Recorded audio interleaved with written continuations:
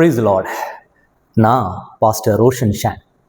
வேட்டையாடப்பட்ட இஸ்ரவேல் யூதர்கள் ஆஸ்திரேலியாவில் இஸ்ரவேலரை துரத்தி துரத்தி சுட்டு கொன்ற தந்தை மகன். ஹனுக்கா என்ற யூத கொண்டாட்டத்தில் அரங்கேற்றப்பட்ட கொலை வெறி தாக்குதல். தரையில் சிதறி கிடந்த மனித மூளை. என்ன காரணம்?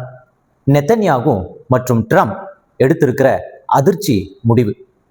பிரதமர் மோடிக்கு வந்த ஒரு புது சிக்கல்.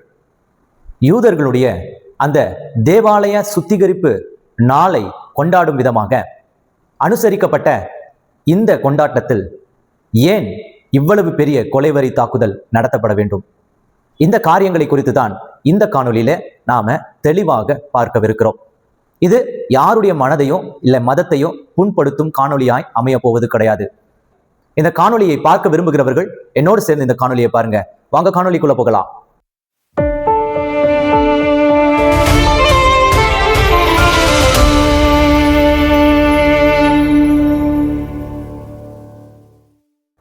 இரண்டு நாட்களுக்கு முன்பு ஆஸ்திரேலியா பாண்டி என்ற ஒரு கடற்கரையில பல ஆயிரம் யூதர்கள் கூடி வந்து ஒரு பண்டிகையை கொண்டாடி கொண்டிருந்தார்கள்.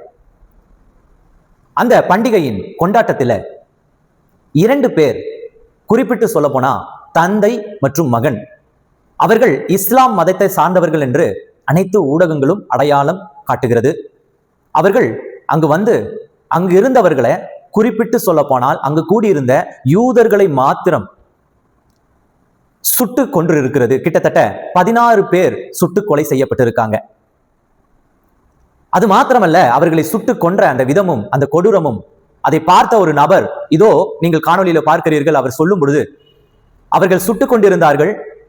நான் ஓடிக்கொண்டிருக்கும் பொழுது அந்த இடத்துல தரையிலே சுட்டு கொல்லப்பட்ட மனிதனுடைய மனித மூளை வெளியிலே கிடந்தது என்று சொல்லி அவர் சொல்லுகிறார்.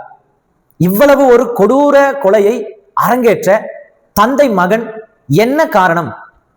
இதோ அவர்களில் 2 பேரில் ஒருவர் சுட்டுக் கொல்லப்பட்டார், மற்றவரை ஒரு நபரை பிடித்துட்டாங்க. அவருடைய ஐடென்டிட்டியை பார்க்கும் பொழுது அதில் ஒரு நபர் இந்திய குடி உரிமை பெற்றவராய் இருக்கிறார் என்பது இந்த ஊடகங்கள் வாயிலாக நாம் தெரிந்து கொண்டோம். ஒருவேளை நீங்க கேட்கலாம், என்ன காரணம்?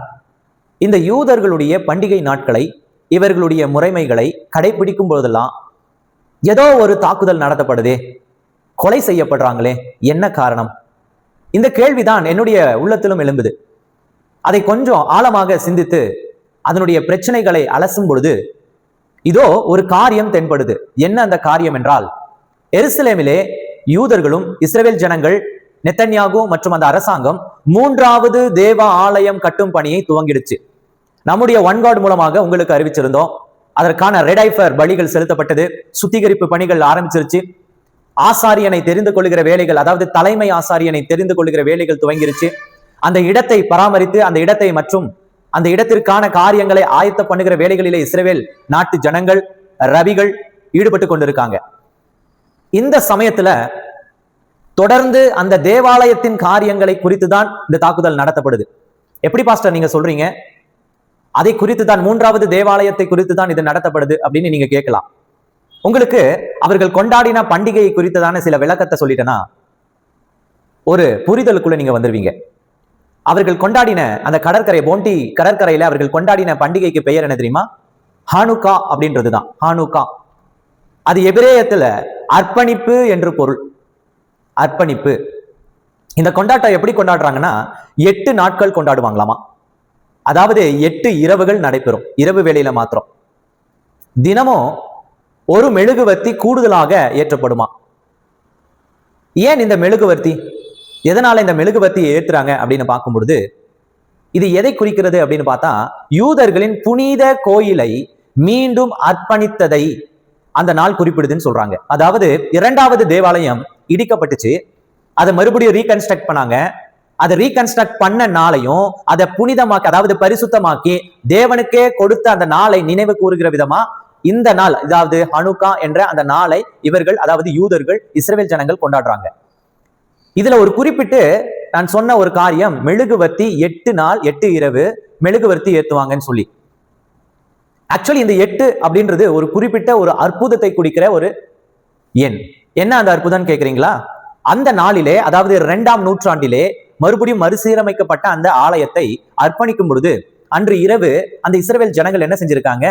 அன்று இரவு மாத்திரம் எரியும் அளவுக்கு எண்ணெயை ஊற்றி திரியை ஏத்தி ஒரு விளக்கு பத்த வச்சிருக்காங்க. அந்த விளக்கு அடுத்த நாள் வரும் பொழுது அணைந்திருக்கும் என்று பார்த்து கொண்டிருந்தாங்க. ஏன்னா அந்த ஒரு இரவுக்கான எண்ணெயை தான் ஊற்றி பத்த வச்சு போனாங்க. அடுத்த நாள் வந்த யூதர்களுக்கு, இஸ்ரவேலர்களுக்கு மிகப்பெரிய ஒரு ஆச்சரியம் காத்திருந்தது அந்த தேவாலயத்துல. என்ன ஆச்சரியம் என்றால், அந்த விளக்கு அணையவில்லை. 3ஆவது நாள் வராங்க, அணையவில்லை. 4ஆவது நாள் அணையவில்லை. 5ஆவது நாள் அணையவில்லை. இப்படி 8 நாட்கள், ஒரு நாளுக்குரிய அந்த எண்ணெயில் 8 நாட்கள் அந்த விளக்கு அணையாமல் எரிந்து கொண்டிருந்தது. அதை நினைவு கூறும்படிக்காய் இந்த ஹனுக்கா என்ற இந்த நாளை அவர்கள் அனுசரிக்கிறாங்க. அவர்கள் 9 முகம் கொண்ட தீபத்தை ஏத்துவாங்க. என்ன காரணம் என்றால், 8 நாட்கள் அதை ஏற்ற பயன்படுத்த ஒன் மோர், அதாவது ஒரு விளக்கு, மொத்தம் 9 விளக்குகள் கொண்ட முகத்தை அவர்கள் ஏற்றி அந்த நாளை அனுசரிக்கிறாங்க.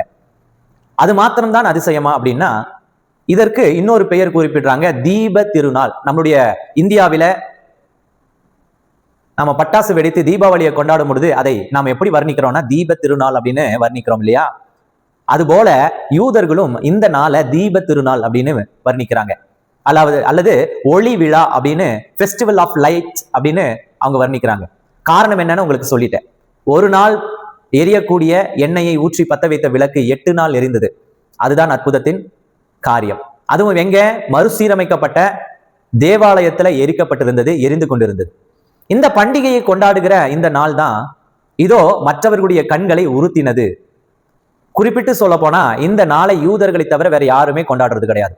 ஆனா இந்த யூதர்களை கண்டாலே ஒரு பெரும் திரளான கூட்டத்திற்கு இன்றைக்கும் கோபம் உண்டாயிட்டே இருக்கு. அவர்களை பார்த்தாலே ஒரு கோபம், ஒரு வெறி.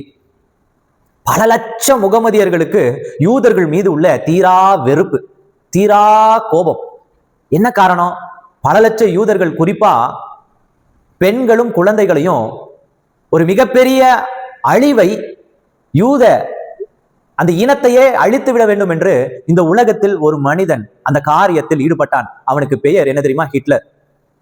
இது இன்று அல்ல, பல 1000 வருடங்களாக இந்த இனத்தை துரத்தி துரத்தி படுகொலை செய்து கொண்டுதான் இருக்கிறார்கள். இன்றும் தொடர்கிறது. நினைச்சு பாருங்க, ஒரு இனம் இந்த உலகத்தில் எந்த மூலையில் வாழ்ந்தாலும் அவர்கள் படுகொலை செய்யப்படுகிறார்கள் என்றால் எவ்வளவு பெரிய கஷ்டம், எவ்வளவு பெரிய பாரம். ஒரு சிறிய தேசம்ங்க இஸ்ரேல், சின்ன தேசம். அதை சுற்றி இருக்கிற தேசங்கள், அதாவது அரபு தேசங்கள், மிகப்பெரிய பொருளாதாரம், மிகப்பெரிய ஆள்பலம், மிகப்பெரிய மக்கள் தொகை கொண்ட நாடுகள். இந்த இஸ்ரவேலோடு ஒரே ஒரு நாடு தன்னை சுற்றி இருக்கிற அத்தனை எதிரி நாடுகளையும் சமாளிக்கணும். ஏன்னா ஒரே டைம்ல போருக்கு வருவாங்க.